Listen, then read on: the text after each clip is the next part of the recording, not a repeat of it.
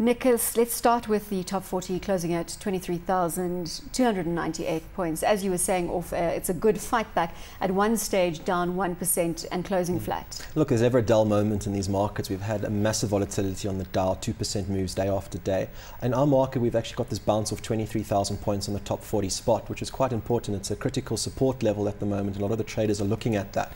Now, we've bounced off that fairly recently, and we bounced off it again today. We've moved slightly below that, but there was a massive rally from early afternoon going all the way through to late afternoon. In fact, we actually closed unchanged, which is a pretty important fight back considering we were down just over 1%.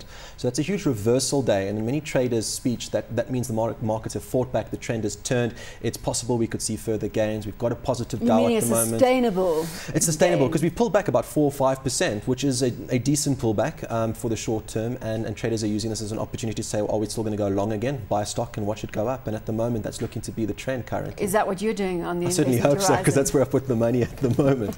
So let's hope for more positivity tomorrow. You focus on the euro dollar or the dollar extensively for direction on markets. And I think it's a trend that we've really seen, is that there's certainly a distinct correlation for a lot of markets worldwide, but specifically our market, depending on where that US dollar euro level is at the moment. So if we see a weakening in the dollar, we see a large upward momentum on our resource companies, which obviously move our top 40 at the end of the day. So what we did have, we saw quite a strengthening from about almost 1.5 all the way back down to 1.46, and in the last couple of days we've seen a steady weakening. In fact, I actually thought it would have started this morning. I was very surprised to see the markets negative because the dollar had weakened overnight from 1.47 to 1.48, and we finally saw that coming through, I think, in the early afternoon until I think the overseas markets have their foreign desks that open a little bit earlier. So certainly a foreign inflow of capital back into a lot of our resource stocks. We saw some nice bounces on Arsenal Mittal, bounced off 100. We saw some nice bounces on Kumba Iron Ore, bounced off 220. And these steel stocks have been under pressure. Completely. Look, I mean, a lot of them are down 15–20%, so there's some good value coming in there at the moment. Obviously the main movers, I guess, today, the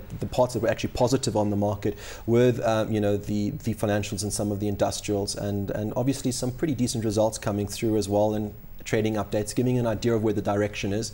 And I think the direction is still positive. Look, it's very difficult to do business out there at the moment, but there's just such an amazing amount of liquidity coming through in these markets that we're seeing these share prices being buoyed quite well. And any small pullback, 5–6%, is considered a fantastic opportunity to buy. You're sounding more positive than you usually are. I'm sounding more of a realist at the moment. I'm actually a little bit perturbed because fundamentally speaking, we shouldn't be anywhere near here. That's the honest truth. So it's technical momentum. So if you're dealing with pension money, I'd be very concerned. I would be very hesitant to put it in the markets at these moments. I'd be very careful. But at the end of the day, you're dealing with clients' money that want to make money at the end of the day. So you've got your trading hat on. So you need to have a bit of a trading hat on, or a little bit more of a shorter term view, and you need to play these markets at the moment because that's what they're telling you currently. It's a liquidity momentum at the moment, basically made on sentiment, and that's it. As you say, we saw a number of trading updates out, but from Foschini results out, did you have an opportunity to look? I glanced through all of them. Foschini actually not too bad. They're doing very well in a very tough environment. I know, the cell phone sales were down and jewelry. I mean, we all heard the CEO speak about it. I'm not a huge favorite of any retailers, quite frankly. And if I am looking at retailers, it's basically cash based. But I just feel that the retail sector and the financial sector of this country is, in my view, too expensive. All right, and I certainly feel that once again your commodities, in my opinion, are shouting out, please buy me. I still think we're going to see a tremendous increase in the demand for commodities going forward. That's one reality that we will see, in the next 10–15 years even. This continuous demand for commodities in this market, and I would actually use any opportunity to really remind us of your favorite stocks. Favorite stocks. Look, I'm a huge bull on Bhiliton. I think it's the cornerstone of any major portfolio, and any weakness on that I would buy. Around that, you've got your peripherals, so you've got your Kumba Iron Ore. When you just hang on a minute, on BHP Bhiliton, when you say any weakness around that, if you can get, look, I mean, it's a 215. It's 212 it's a bit expensive. It's pulling back to 210. If you can get off 200 or 205. That's a good trading move. If you want to buy for a pension portfolio, maybe you might have to wait for further weakness to 195 or maybe 190. That's an excellent opportunity. What are you looking at as a target price on BHP? The thing with the target price at the moment is, yes, it's not as high as we would like it to be. It's in the region of, depending on who you read, between 220 and 240. All right, But I'm basing my view on this whole idea of the super cycle in commodities and the liquidity that's in the market at the moment, which could push these stocks through the roof. Look at Anglo American, fundamentally at 294, it's ridiculous.